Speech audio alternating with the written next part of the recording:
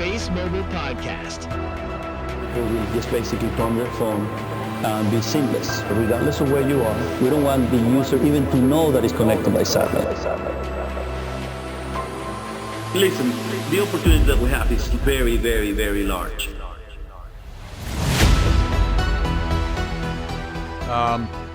Very happy and grateful to have Scott from AST join us. So Scott, thank you again for coming out. I was going to invite Scott to maybe kind of, start higher level for anybody in the room or listen to the webcast who are not as familiar with AST Space Mobile. I'll set the stage a little bit.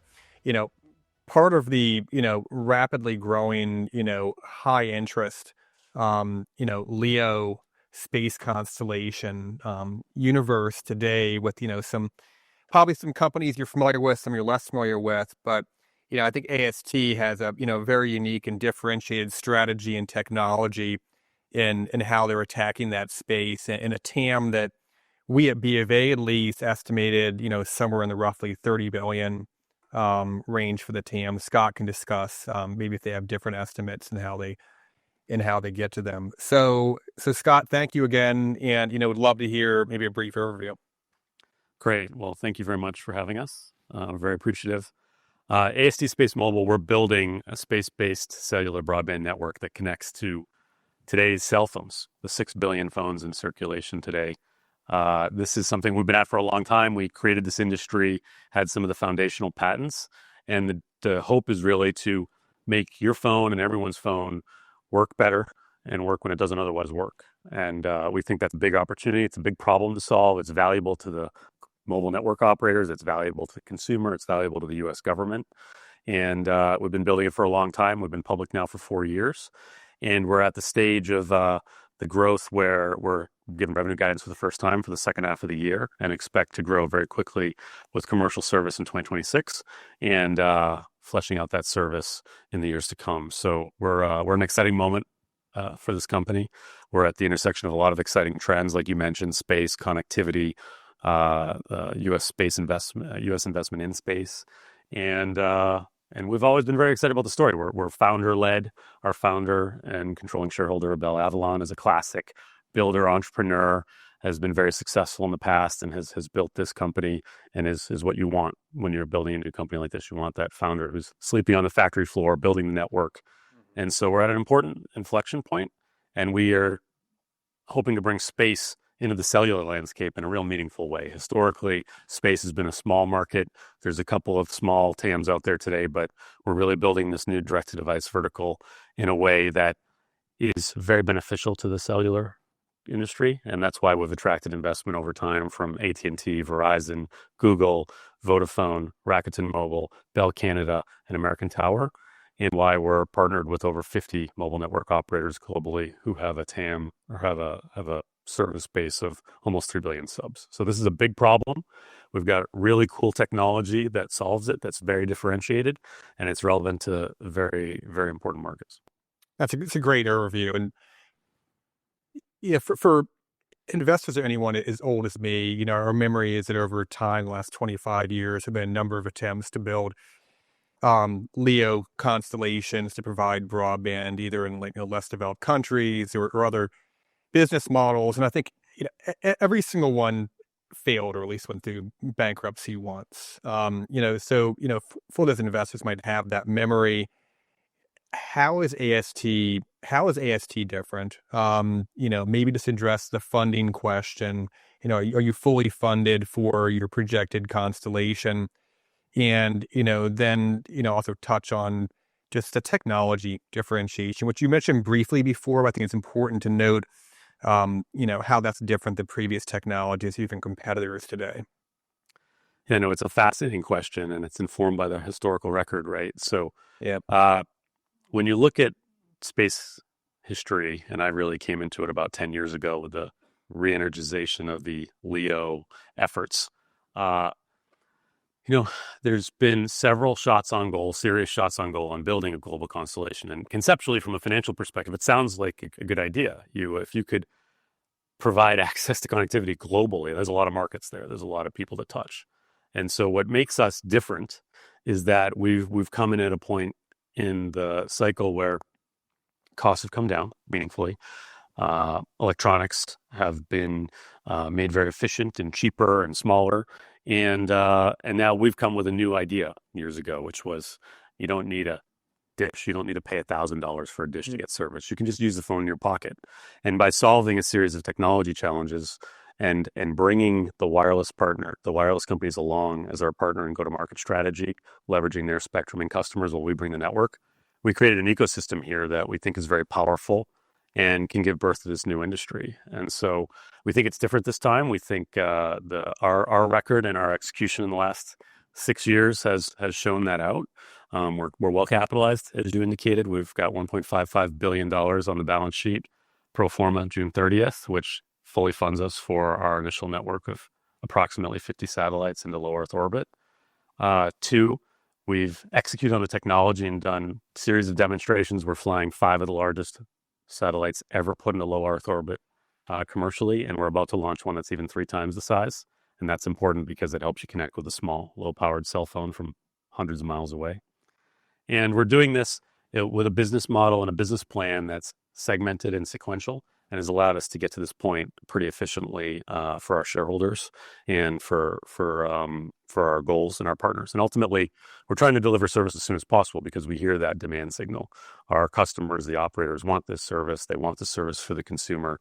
Consumers feel very excited about this. They want connectivity, and they want it all the time, and they don't understand when they don't have it.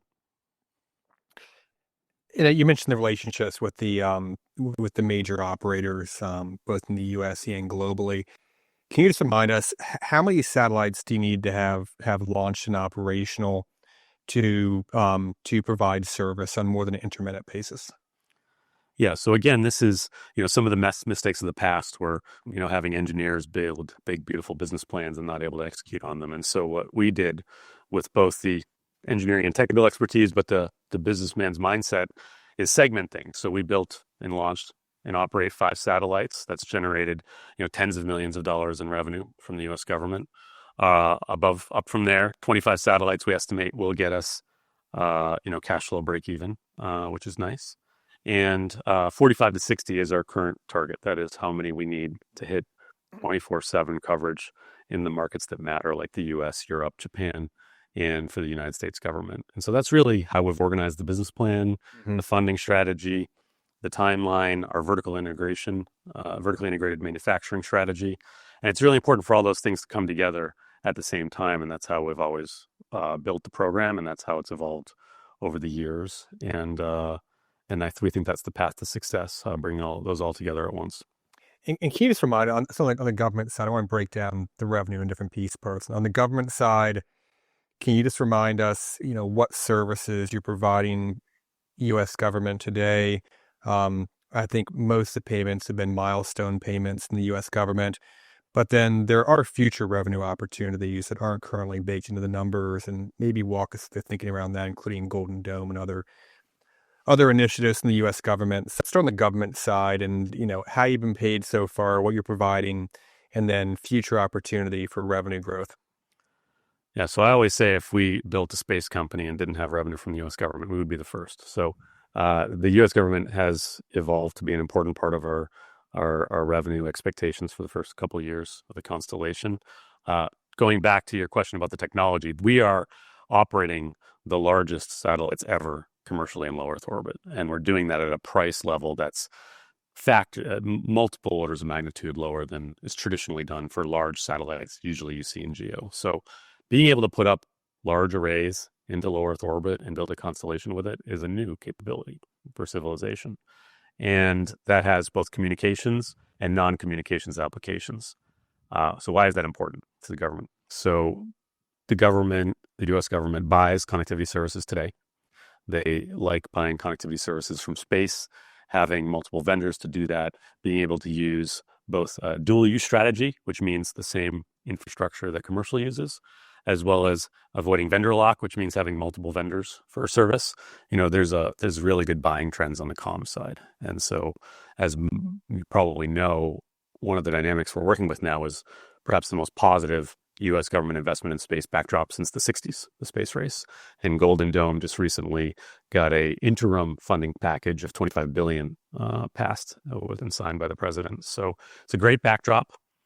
We have a lot of the traditional comms use cases, and we also have a couple of non-comms use cases. And on our earnings call, we talked a little bit about all of these. We think there's about 10, up to 10 really distinct individual use cases relevant for the U.S. government, and that each of those have the opportunity to become programs of record at the end of the day, which is usually code for, $100 million plus opportunities per year. Mm-hmm. And then specifically the one we're developing now, and that we've been doing testing with the U.S. government in orbit, both a phase 1 and a phase 2 contract for the Space Development Agency, is doing non-communications testing in orbit with applications that are pretty broad and fit within some of the priorities, the recent national security priorities.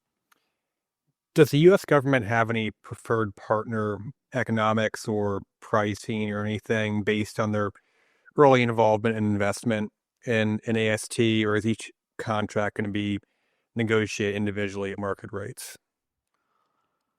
Well, I'd say the process for government contracting is bespoke. I think the priorities that they have had in the last couple of years started in the prior Trump administration with the development of the SDA, and then other funding vehicles since, both under Biden and now Trump since January. Their approach is they want fixed cost pricing. They don't want this cost plus stuff. They want to know what they're getting.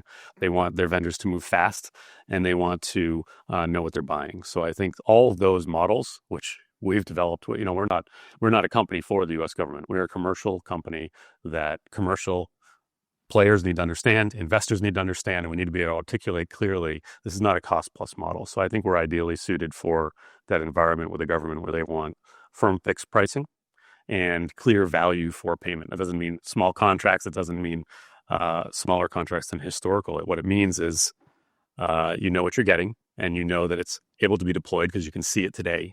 And that's the basis, I think, for those contracts. How they look, how big they get, we'll talk more about that over time as those contracts are awarded.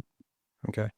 Let's shift to the carrier side, which I think is how most investors think about the core revenue growth opportunity for your company.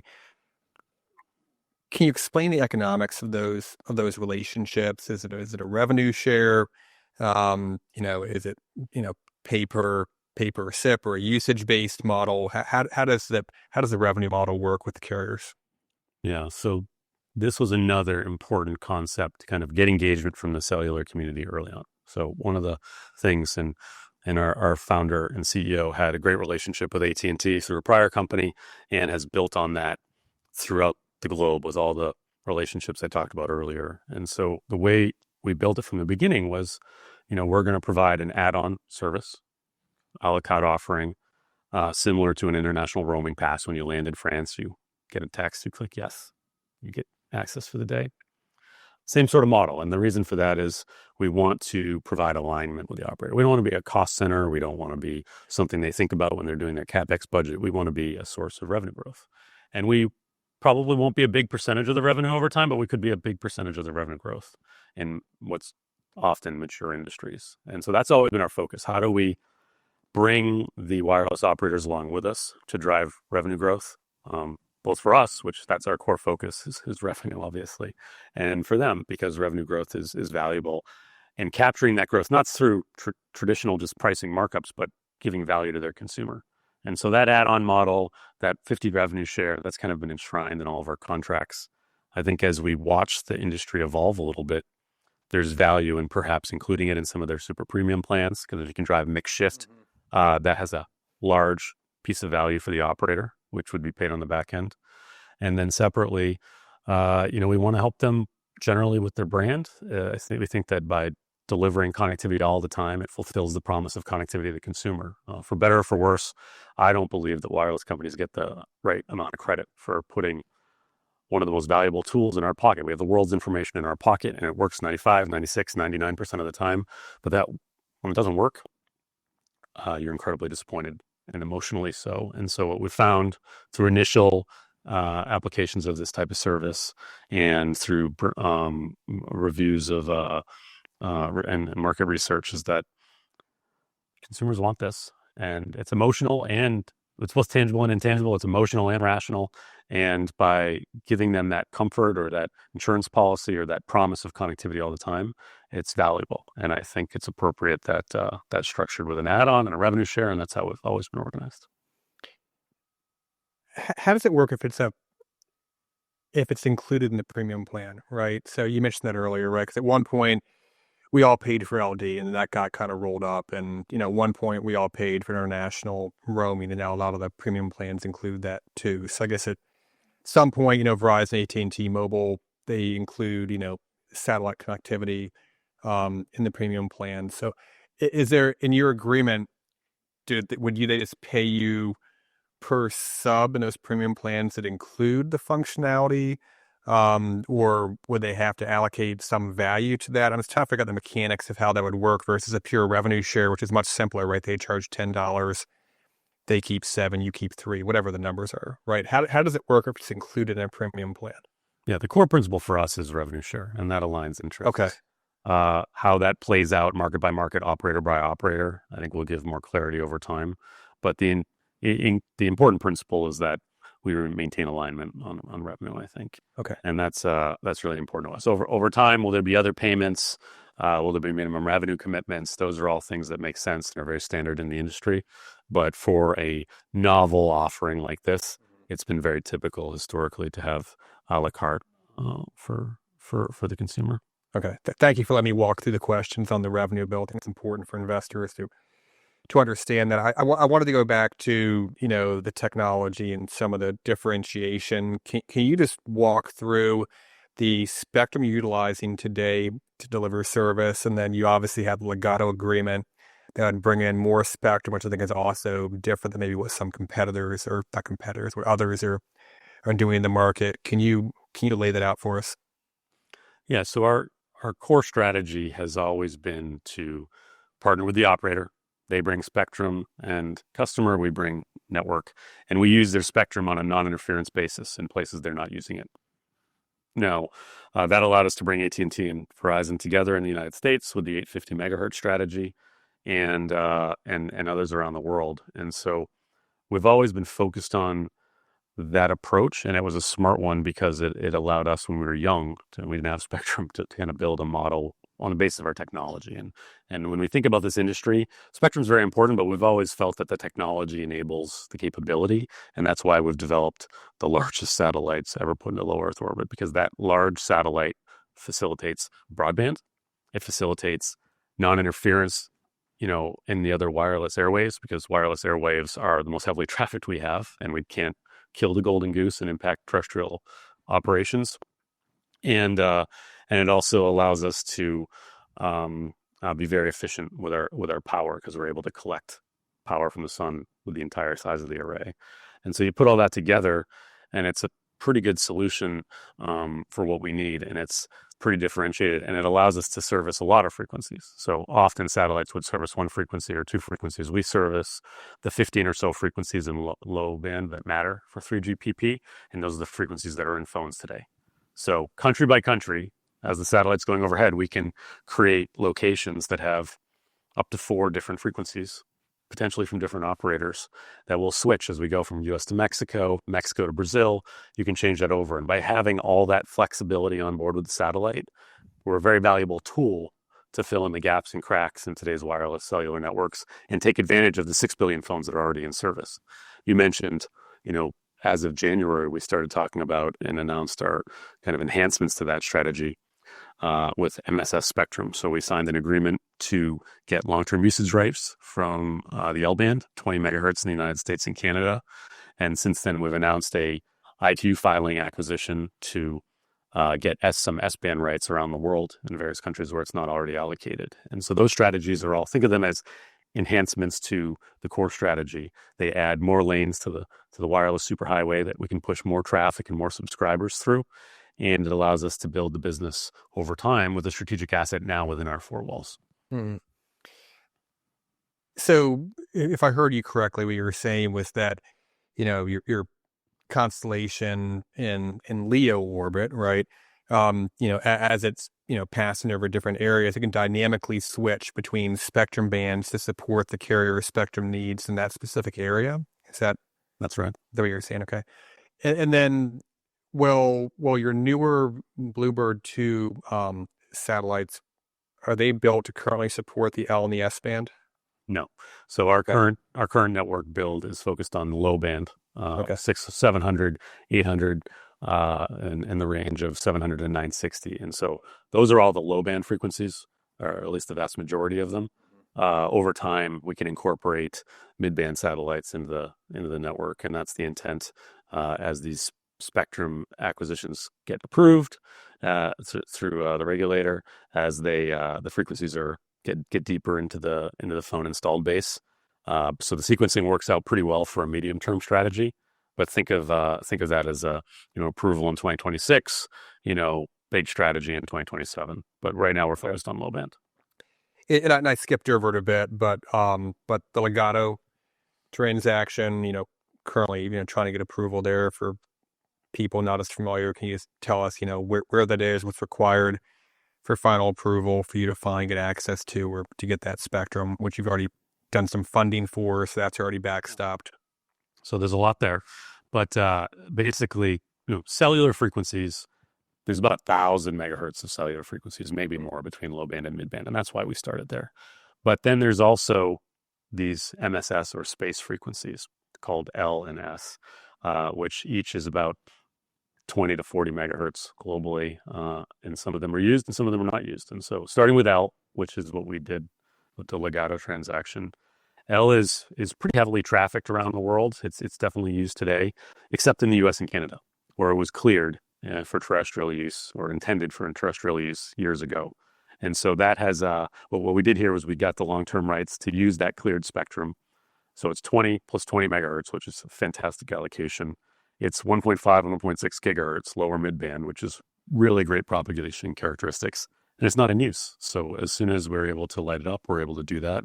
And bring that back to space for its original intent has been a very a strong message and the original intent of the transaction. So we are expected to file with the SEC to bring those rights to bear in the coming months. And we expect that to be a 2026 timeframe for us. But this transaction basically will give us long-term 80-plus year access rights to 20 plus 20 megahertz in the U.S. and Canada. And we've signed definitive agreements with the Legato shareholders. Those were approved in May by their bankruptcy court judge. And so at this point, it's only subject to SEC approval, and we'll make those filings in due course. Okay, fair enough. So I want to move on to the launch cadence, right? You already mentioned satellites required to provide contiguous service. So what does the launch cadence and visibility look like for the next 12 months? Yeah. So on our earnings call, we announced kind of detailed launch timing the first time. So we laid out the satellites we're producing for the next 13 launches, which essentially corresponds to that 45 to 60 target that we've laid out. The importance of 45 to 60 satellites is it gives us 24/7 coverage in the markets that matter, which is the key enabler for a consumer service. Now, we can service the U.S. government with less. We can do IoT and enterprise and beta and better than nothing. But I think in order to hit the mass market, you want someone to be able to be in a place without their phone working, have it work better, sign up for the service, like it, keep it. And that's really the success factor for the mass market. And so that target we laid out in our earnings call. The high level summary is that we plan to do a launch every month or two during 2025 and 2026, starting very soon. Our first big satellite, FM1, was our most recent disclosure, is ready to ship in August, and we've had no major issues in final testing or preparations for shipment, and we're working with our launch provider to get that up. But otherwise, we've got the factory humming. Like I said, our founder is sleeping on the factory floor, as you want to hear and expect, and getting to a 6 satellite per month manufacturing cadence in order to fulfill that 13 launch plan is our key objective right now. And so what you hear from us is vertical integration, so manufacturing of which we control. We've built over 8 satellites worth of kind of active payload, which is the hard stuff to put together. So we expect the satellite manufacturing ramp to be quite nice. And those launches, we're working with multiple launch providers to kind of manage that portfolio. For us, that ticket to space is more than half our CapEx, and one that we actively manage and one that we have flexibility on. We built a satellite so we can work with multiple launch providers. But hitting that as network deployment timelines are very, very important because we want to get to that target of 24/7 coverage as soon as possible. Sure. And there are a few pieces in there, right? Number one is the manufacturing cadence. And you said you need the 6 satellite per month cadence to hit the launch timeline. I'm sorry if I missed it when you said it, but where are we now for the manufacturing cadence? How many satellites per month are at today? And I know you have the one ready to ship whenever they're ready to take it over in India, but where are we with the manufacturing cadence today? So because we're vertically integrated, there's a lot of different elements of that, right? So we years ago, we took all the testing on site. So as you're putting together systems and subsystems, we're testing it, moving it back and forth from annex to annex at the factory. And that's been a key time saver for us. We do, just to give you a sense on solar panels, the initial element we get into our factory from outside is basically a chewing gum stick sized kick. And that we lay out on solar panels, 2,400 square feet in size. So, and on the antenna side, we get individual antennas, we install them as part of the microns, and then we also build the bus, the control side ourselves. So each one of those systems and subsystems, I think, are at different levels of maturity. As of right now, we feel best about the microns, which is the active payload. And that's why we gave the guidance that by the end of Q3, coming up soon, we expect to be at about 6 per month cadence. And then by the end of the year, we expect to be at the full satellite cadence. So now I'd estimate, we're somewhere in the probably 2 to 3 range on average, but we need to keep ramping that. And the first one's the hardest. So we feel good about hitting those targets, and they're key to enabling the 2026 goals. Okay. And then the launch is, I guess, the second gating factor. And launches are always uncertain, right? I mean, I've heard satellites for years now. Track the launches; they get delayed. You have catastrophic failures. It's hard to launch things into space. Why do you think, as I'm tracking it, I'm seeing this. Why do you think that some of the recent launches, and not just you, but even like planned launches, is globally, whether they're India, Blue Origin, or SpaceX, have been pushed out? And what makes you think that the broader launch cadence globally is going to pick back up end of 25, beginning of 26? Well, I'd say the launch industry and the supply of launch experienced some challenges starting a couple of years ago with basically we don't really have access to China launch as U.S. companies. Russia launch is not accessible by U.S. companies. So really the big provider of launch today is SpaceX. Blue Origin is coming up behind them, which is why we've made a point of having a good relationship with them, signed a big contract with them. They have a New Glenn launch vehicle that's twice the size of the Falcon 9 and can launch twice as many satellites for us in one go. That program, backed by Jeff Bezos, has an incredible amount of investment and people behind it and is doing very nicely. They're going to have their next big launch coming up, hopefully in the coming weeks. And between the two of them plus India, we signed an agreement with the India Space Agency in order to launch on their human space rated vehicle. So all in all, SpaceX has a nice cadence, lots of launches. Blue Origin has a fantastic vehicle. We expect great things out of that in 2026, and it's twice the size, so we can get a lot of satellites on in one go. And then there's multiple other providers around the world. And so when we looked at launch 2 years ago, we made our partner choices based on how we thought the landscape would play out. And there's a couple new launch providers coming up behind them as well. So we see tight 25, tight 26, and then launch opening up a lot thereafter. But we really like the plan we put in place with Blue Origin, SpaceX, and Israel. Okay, that's very helpful. And I touched on it earlier, but then I skipped over it. When I opened, I said that there's a ton of interest in this space right now, and there's also a lot of existing and growing competition. So just to help investors, think about your offering, your technological capabilities versus say what Starlink offers today. T-Mobile, I think, is Techstone what they're offering through them, or what Amazon and their Cooper, I'm probably pronouncing it wrong, what they're going to be an offer from a technology perspective. What kind of capability are you offering, and how is it different? Whether you want to talk about kind of like megabits per second, whatever the right metric is, how is that different than the others that are out in the space? Yeah, the thing we're offering that's different is broadband to 6 billion phones around the world. So one of the key challenges with the historical space communications business has been the need to fund or get someone to buy $1,000 dish. And if you're a customer that has to buy a $500 or $1,000 dish, or you're a supplier of services who have to discount that dish, it implies a business model that requires ARPUs of $100 or so per month. And that ARPU level doesn't really work outside the US. That's been the classic issue with that business plan. And so being able to go direct to the phone is the reason I'm here. It's the reason I think all of us pay attention to this story, because you don't need to put a new phone in people's pockets. So that upfront charge is zero. And then you can further split up the service as much as you want. You can offer gigabyte plans in the United States for broadband. You can offer 100 megabyte talk and text plans in sub-Saharan Africa for $1 or less. And we make good money on all those plans, and we service those markets with good value. And that is really our strategy and what's differentiated with our tech and our go-to-market strategy and our technology and architecture strategy. How that plays out over time, we think that you need a big satellite. We think that's the right answer. It gets broadband. It manages interference issues in very narrow wireless channels. And we think that's one of the reasons why we've attracted the following from the operators that we have. Overall, how does that play out over time? We think this is a great new market. This is not the competitive, historical, fixed broadband communications space market. This is a brand new vertical that's entering the wireless TAM, which is enormous. And we're adding real value both to the operator and to the end user. And so at the end of the day, we like and think we've been successful and will be successful because we've been at the birth of this new industry.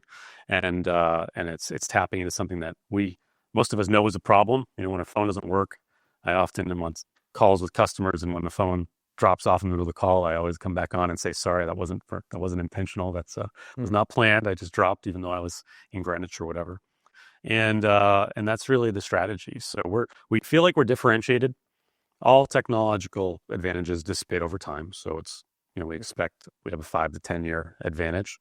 And that's one of the reasons why we have the spectrum strategy we have, because we're pairing our technology lead with long-lived assets that'll preserve that strategic advantage over time. And you do have, I think, over 2,000 patents, the number, right? Or do any of your patents protect that technology advance? What I'm really trying to get or think about is, through their denser satellite constellations, could a Starlink, what's to prevent a Starlink from also offering a direct-to-device solution over time if they're strategically shifted or made some tweaks to their satellite builds? I'm just trying to figure out, what's the barrier to them also entering that market? Right. So we have over 3,700 patent and patent pending claims underpinning our satellite technology and the network architecture. That's important. We've built first and smartly and built the go-to-market strategies and the relationships with the ecosystem, which is valuable. We've overcome many of the threshold issues with getting to space that you described earlier that remain. And you put all those together, feel great about the barriers to entry. If you pair that with what do we think the world looks like in 10 years, we think, to what you said about a TAM of $30 billion, it's not going to be a winner-take-all market. This is going to have multiple players. Do you agree with that rough TAM size? That's broadly consistent with where market research is and how people think about it. And when you think about it in terms of reasonable ARPUs and reasonable penetration, you can easily support tens of billions of revenue for this market. And it adds a lot of value to the consumer, and we think the consumer is there. And so when you put it all together, there's going to be multiple players. This is a classic carrier-neutral type of outsourced service that you see across other industries. Each market has 3 or 4 wireless players. They have different spectrum positions, different strategies, different approaches. They're going to want dual sourcing. This is not a winner-take-all market. We expect to be a leader in this market, and in the early years, we expect to be the primary player. But and it's hard to see more players, but we're not going to be the only one. And that probably focus maybe even too much just in the revenue opportunity from developed wireless markets like the U.S., but we're all a bit provincial, right? There's also that enormous opportunity from unserved, right? People that just don't even have access to a terrestrial wireless network today, that presumably you could also, help to serve with even basic wireless connectivity in addition to, direct to device. So how are you thinking about that? How are you going after that market? And for any of us trying to model this, how do those ARPU assumptions maybe differ from what you might be modeling in for a U.S. market, for example? Yeah, and this is a key area of our relationship with Vodafone. Vodafone has an incredible footprint in both Europe and Africa. And so the key difference here is that because we don't have to put a new phone in people's hands, and because we can sell plans by the gigabyte or the 100 megabyte, we can hit different markets and with different ability to pay and provide value-added services to all of them. So I think I mentioned some pricing earlier, but you can give talk and text plans for relatively little impact on our network, and that's something that could be very valuable in Africa or in parts of Asia, and some of us forget here in the United States, but Africa is very, very large. It's 40 plus countries, a diverse array of ability to pay across different markets, diverse backgrounds, languages, different impacts. There's multiple large players, of which Vodafone is one, and there's a large portions of the continent that are covered not great, or they're still covered by 2G. And this is this is cellular broadband service, so there's an upgrade from 2G.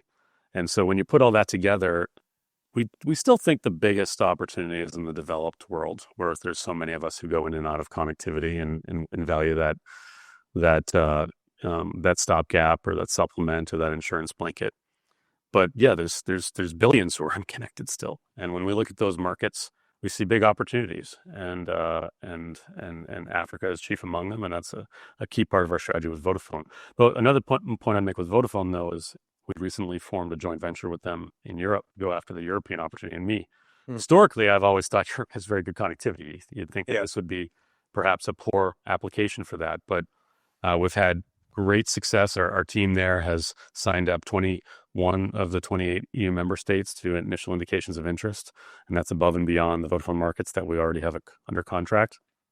And what they've found is that the consumer really values that X factor, whatever it is, just kind of fulfilling the promise of connectivity. And so we really see, as we get in deeper, that the value prop for both developing world and the developed world is pretty strong. It's different, but it can be serviced uniquely by our flexible tech.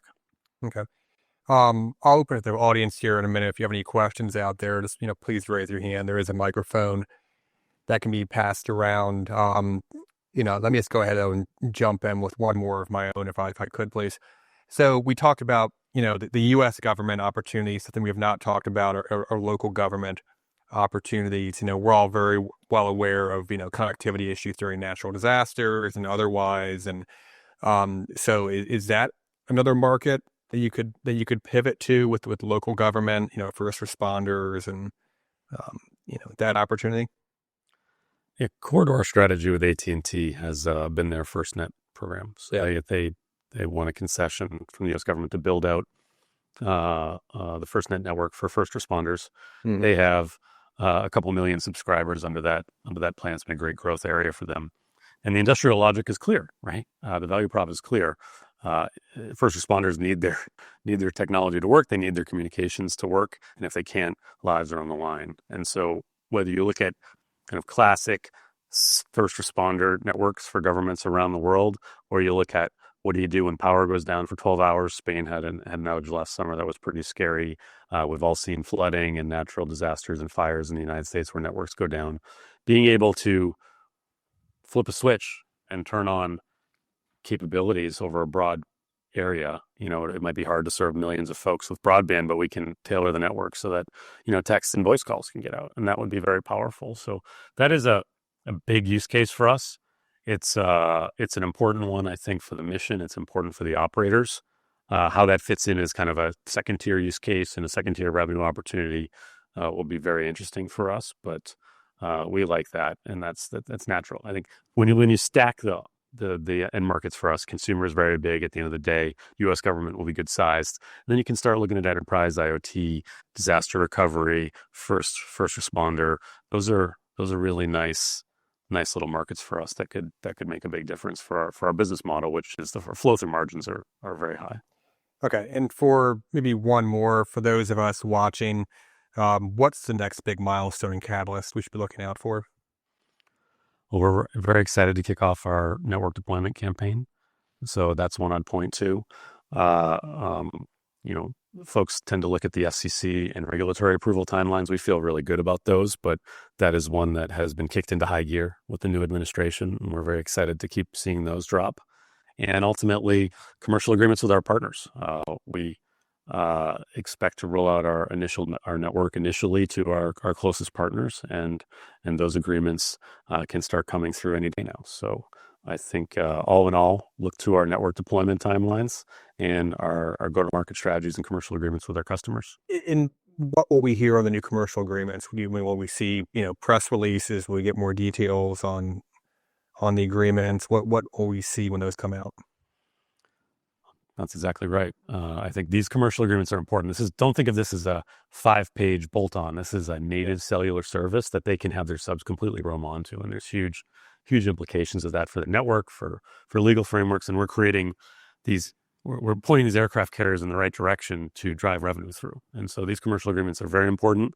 They're important milestones for the relationship, and they're important guideposts for investors, I think, on how revenue will start to take shape. Great. Hey, Scott, thank you so much for coming out. It's a pleasure to have you here. Thank you very much. Okay, thank you all. Thanks for listening to the AST Space Mobile podcast. If you enjoyed this episode and you'd like to help support the podcast, please share it with others, post about it on social media, or leave a rating and review. To catch all the latest news about AST Space Mobile, make sure to subscribe. Thanks again, and I'll see you next time. We're doing something very, very big. And I think with this technology, we can really affect billion lives. AST Space Mobile is the only company that has proven technology to deliver cellular broadband connectivity directly from space to your everyday smartphone. People will just basically turn their phone and be seamless, regardless of where you are. We don't want the user even to know that it's connected by satellite. Our role is to bring this into reality, always in partnership with the MNOs.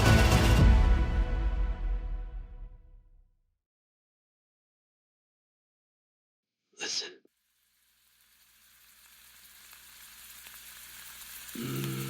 Waffles.